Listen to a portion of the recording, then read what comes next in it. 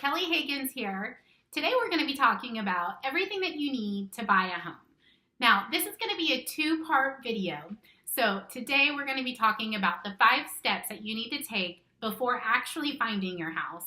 And in part 2, we'll cover the 5 things that you will need to do after you find the house. Hope you guys stick around today. It's going to be a great video.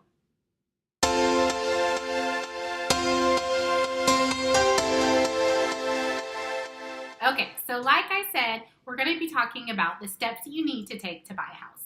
Part 1 and part 2. Today is part 1. If you want to check out part 2, just click here. All right, so I have 5 steps for you to take. Now, the first step is probably one of my favorites because you really get to dream big. So I want you guys to start thinking about everything that you want in a house. Now, don't get too carried away because you're not going to ever find your dream house. I know some people will tell you you will, but I'm going to tell you right now, I don't believe a dream house ever really truly exists because once you live in it in a while, you're going to say, I wish this was different, I wish that was different. Dream big, think about everything you want, and then also we're going to start looking at neighborhoods. I want you guys to kind of get in your stalker mode. I know you all can do it, and just start driving around your city and figuring out what neighborhoods that you like. You even need to do this in small towns. So doesn't matter where you live. If you're in a small town, you need to figure out what street you want to live on. If you're in a big city, you need to figure out what area you want to live in. Here in Topeka, we have some pretty distinct areas. We have southeast, southwest, we have north, we have central. So honestly, one of the best things you can do is just start checking out open houses, seeing different neighborhoods, maybe even going to parks that you don't normally go to. That's always a great thing to do because you need to know what amenities each location has to offer. Okay, so step number 2 in buying a house is you really need to determine how much house you can afford and how much house you want to afford. Those are 2 very different things because a lot of times a bank or a mortgage broker, they're going to look at your financials and they're going to tell you how much you can afford. But that doesn't always mean you have to spend all of that. So I want you to start thinking about things like how much money that you would like to put down. If you want to put 20% down, that's great. That means that you're going to eliminate the PMI payment every month, which is a really good bonus. But if you can't put 20% down, that's okay. There's a lot of loan options out there nowadays that don't require that you put that much down. You can even get as low as 3%, and if you have a VA loan, you can even put down 0%.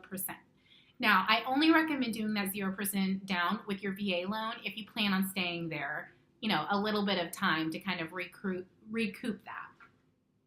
Now, also, I want you to start thinking and looking at your finances and just deciding how much of a monthly payment you want.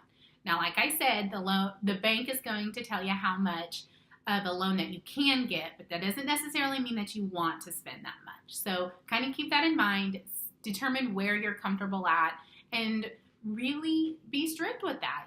Don't go look at houses that are over that because I would hate for you to fall in love with something that you really just don't want to afford, and nobody wants to be house poor. Okay, so number 3, this is the one step that people kind of hate, I will have to say, and that's actually getting pre-approved. Picking out what bank or mortgage broker you want to work with is a big deal because that's a relationship that you're going to work with for a while. But then also, they're going to require that you gather up quite a few documents, and sometimes that can be mind-numbing, and I'm sorry, but you're going to have to do it. So find that mortgage broker that you like, and then they're going to give you a list of documents that they're going to need to get you pre-approved, and get those to them as quick as you can. Now, that pre-approval that they give you typically depends bank to bank and city to city, but that pre-approval is going to be good anywhere between 60 and 90 days. Okay, so I love this step. But step 4 is finding the right real estate agent. Of course, I'm a real estate agent.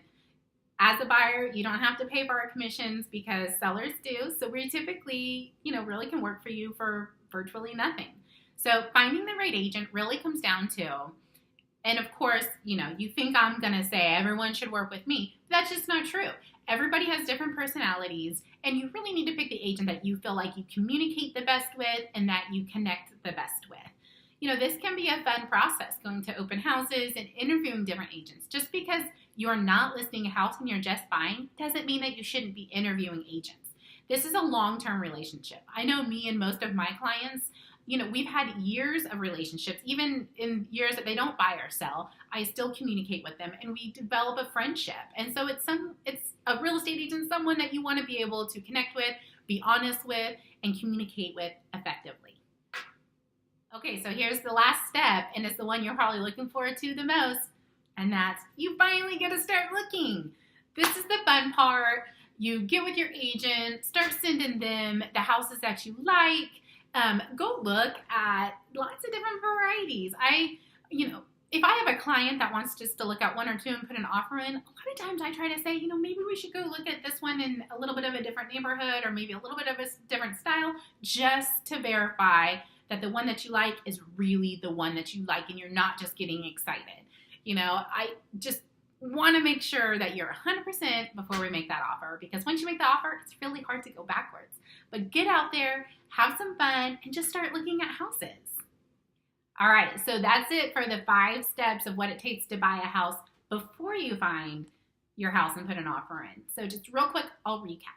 Number 1 is just kind of getting to know what you want in a house, making that dream list of all the features, how many bedrooms, square feet, lot size, all of that should be on your dream list. And then also just looking at neighborhoods, driving around, getting your stalker mode on, and just finding the areas that you really like. Number 2 is determining how much house you want to afford. Not just how much you can afford, but how much you're comfortable spending every month. Keep in mind down payment size, closing cost, all of those things as well.